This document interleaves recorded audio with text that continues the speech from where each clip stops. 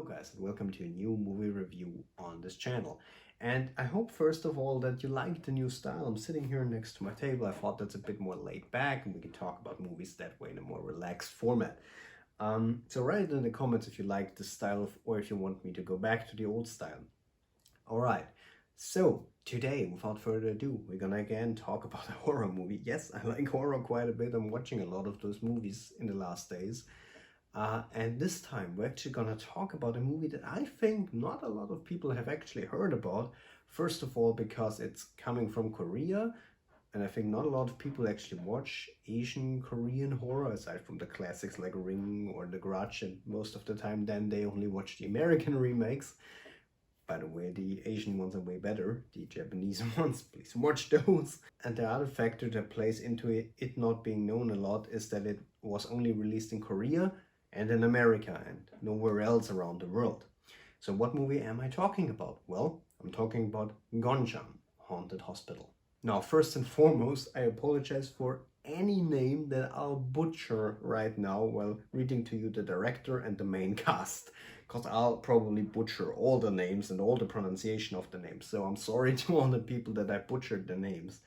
So Gonjiam Haunted Hospital is a found footage movie that was actually released in 2018, so quite a recent movie, and it was directed by Jung Boom-sik, and it stars Wee Ha-jun, I have no idea, Park Ji-hyun, Oh Ae-yeon. I feel so stupid because I'm probably completely butchering the names. If any Korean or Asian people are watching this, tell me how badly I'm butchering it. Moon Yi-won, Park Sung-hoon, Yoo Ji-yeon, and Lee Seung-wook. No, let me try that again. That was really bad. Lee Seung-wook. So now that we got the butchering of all the names out of the way, I have to say it right off the bat. The main cast of this movie really carries the movie through its amazing performances. Every single one of them does an incredible performance, a really realistic and down-to-earth feeling performance. You can really buy into that this is real through their performances. They're acting really naturally, and when they are acting that they're scared, you actually feel like they're really scared, and that is something very powerful and not easy to do. And from other horror movies like the Annabelle and all of that, where people just scream high-pitched and that's all, at least the women do, the stereotypical women characters in horror movies these days, you know that it's not that easy to actually not only act scared, but act in a way scared that it actually feels real.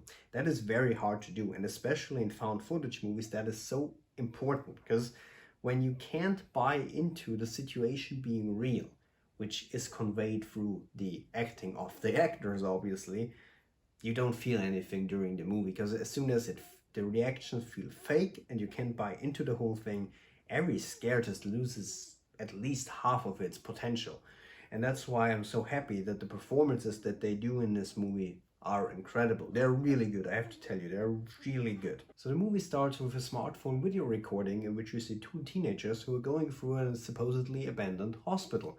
And we soon learn that this is the Gonjiam Psychiatric Hospital, which actually exists, by the way. I don't know if it still does, because it's supposed to be demolished soon and there should be a new village built upon this land, but it actually exists, by the way, fun fact. And we see those two teenagers going through the hospital, going to the supposedly incredibly haunted room, the most haunted room out of all, because this hospital is very haunted. But this one room, room 402, is the source of all evil. If you break the door to this room, legend says you will be cursed forever. You will get a death curse upon you and you'll die soon after. And of course, those two teenagers think, nah, surely not, and they try to open the door. And suddenly I see a woman peeking through the window, supposedly, and they try to open the door, but suddenly they hear something and see something and run away. But the video is the last proof of them being alive, and they were never found again. And the person called Ha-yoon, probably butchered it again, who is the creator of a web series, an online web series called Horror Times, has found this video. And he thought, how good would it be if I assemble a team and we actually go to this location, the Gonjiam Hospital, and we discover and look at if it's actually haunted or not. And what we'll do is actually we'll do a live stream of the whole thing. We're gonna live stream it through GoPros and everything, so everyone can watch along as we discover the hauntings of the Gonjiam hospital, so Ha-yoon assembles a team for the live stream event. And he not only takes his staff from Horror Times, but he also takes other people in who are not really associated with him. The thing though is that Ha-yoon has a little secret, which I'm not gonna spoil for you, but let's say he knows more than other people do know. So right away they sneak into the location because it's guarded by police, and they set up camp, bring all their equipment with them, however they get the electricity from, in the middle of the woods, to live stream via, I don't know, 6 GoPros, Hero 5 Black Editions, and with another Sony camcorder that costs around $1,000, which actually exists. And I don't know where they get the electricity to do this live stream in the middle of the woods, but they set up camp, and one person, Ha-yoon, actually stays in the tent to manage the live stream and everything, and the others, equipped with all the GoPros and Sony camcorders, go to the Gonjiam hospital, and things start to happen from there. Alright, so that's essentially the plot of the movie, and stop me if you heard this already, but I mean, it's a stereotypical story. It's not like this movie, and I'll say this right off the bat, if you want to criticize something about this movie, you can say, and first of all, it's a very run-of-the-mill story. It's nothing new, nothing inventive. It's always like someone finds a video of this, someone finds proof of this, and they try to find out if it's real, and then something happens. We've seen this done a million times before, so story-wise, it's nothing that will blow you away because of its ingenuity. It really doesn't. And the other thing, which I also heard people remark about this movie, is that the story, if you've seen Grave Encounters, which I already did a review about, you can check it out. I'll put it in the description below. It's a great movie, by the way, great found footage movie as well. The criticism here is, or at least people have noticed, that the story beats and the story construct of Gonjiam is very similar to Grave Encounters. And maybe that's also part why I like it, because I really like Grave Encounters. But yes, it's similar, but at the same time, as soon as what happens inside the hospital happens, it's very hard to do without spoiling it, it sets itself apart from Grave Encounters. So yes, it's similar in a way by construct of story, but it's not like a beat-to-beat remake, not at all. So I know the plot might seem very stereotypical, and found footage, and a group of teenagers going to a scary place. It all sounds like this run-of-the-mill Hollywood movie that you shouldn't watch because it's just annoying, and there's jump scares everywhere, and fake jump scares, and women going, like stuff like that we've seen a million times before, like essentially half of The Conjuring, probably more. Like every entry of the Conjuring universe aside the 2 Conjurings, and all other run-of-the-mill horror movies like Winchester. But don't underestimate this movie, because yes, while the story might lack a bit, or might lack in ingenuity, one could say, the movie makes it up with, first of all, no, thank God, no fake and stereotypical boom jump scares. You know what I mean? It doesn't happen in this movie. There is no piano going boom suddenly, because why? It's a found footage movie. It wouldn't make sense, right? If it's real, that shouldn't happen. This never happens. There is no like fake shitty jump scare where a person, everything's silent, and there will be a jump scare soon, and then there's this one person going, It's not funny at all. I don't know. Do people actually still get scared by this? I have no idea. But anyway, it's just annoying in my opinion. This doesn't happen at all in the movie. If a loud jump scare happens, then it's through an object that is inside of the movie falling down, closing, or something. It makes sense. So if a loud noise happens, it makes sense in the context of the movie, and I really like that, and I'm fine with that. Like if a door slams shut, which of course is a stereotype, of course, but it at least makes sense. It's not like a piano from the outside going boom, it's not like the ghosts have a piano always that accompany their scares, you know what I mean? And all other scares are exactly what I love so much about Asian horror. Now, I don't know how you think about this, but I think that Asian horror, especially Japanese and Korean horror, they do it more meticulously, and craft the movie more meticulously, and think a lot more about, or do a lot more slow burn horror. And that actually is why probably this movie has creeped me a lot, because it plays with you, because it knows nowadays you expect the setup for this stereotypical setup where you can tell a jump scare will happen now, and it plays with you because it does this stereotypical setup and you're waiting for this jump scare, but it doesn't happen. And this movie, yes, and you'll have to also get used to that, but this movie takes quite a bit before anything really happens. Like, let's just say that something happens, but the real shit happens later on in the movie, and it takes a bit, and it teases you and it teases you.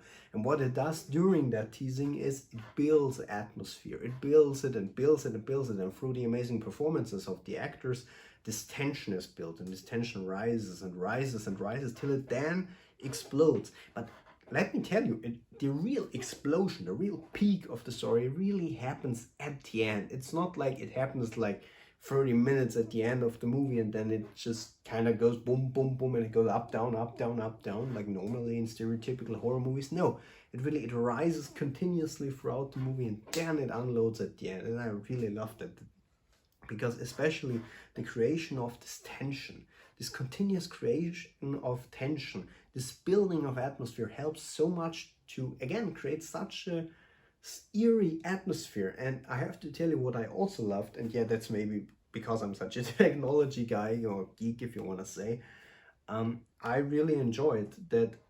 I mean, it didn't all make sense again. They were in the middle of the woods somewhere and they had like electricity to host the mega live stream and the internet to host the mega live stream. But then again, South Korea is really good with internet connection. So I mean, that I could buy into that, but I have no idea where they got the electricity from. But you know, those are minor things which you can just ignore it. But I like that they even went so far into detail that they are using camera footage which really exists. Like, you can buy this GoPro now, you can buy the GoPro Hero Black 5 and you can make a video and it will look the same like it does in this movie. It's not I mean, it's surely been touched up to make it look better, surely. And you can buy this Sony camcorder. It's so nice for me as a tech fan to look at the equipment that they're using, being like, ah, that's this thing, this thing, this thing, and it makes sense. We all know that one horror movie that's supposed to be set in 1990 something, but they have this perfect 4K camera, and you're like, yeah, sure. And then they show the camera, it's this old ass camera, and you're like, yeah, this camera surely does that good of a quality. And sure, people will probably tell me, David, that's nothing. I mean, just forget that. It's not a big factor. It's not what makes the movie good. No, but it's those small little things that make it feel real for me. And yes, this surely also added to it, even if it's just a bit. It added to everything feeling real. And that's what Gonjiam does so well. Building atmosphere, building tension, and doing slow burn horror, you know? The problem with Hollywood, I even did a video in this. Again, I'm gonna link it in the description if you wanna watch it. But the problem with Hollywood or the mainstream horror these days is that people or directors think we're too stupid to notice details. So every time someone stands, like the evil guy, the ghost stands in the corner of a room, it always has to be accompanied by boom or bing, you know what I mean? To signal the stupid audience, like, look, there is something, you know what I mean? Like, we're too stupid to see it ourselves.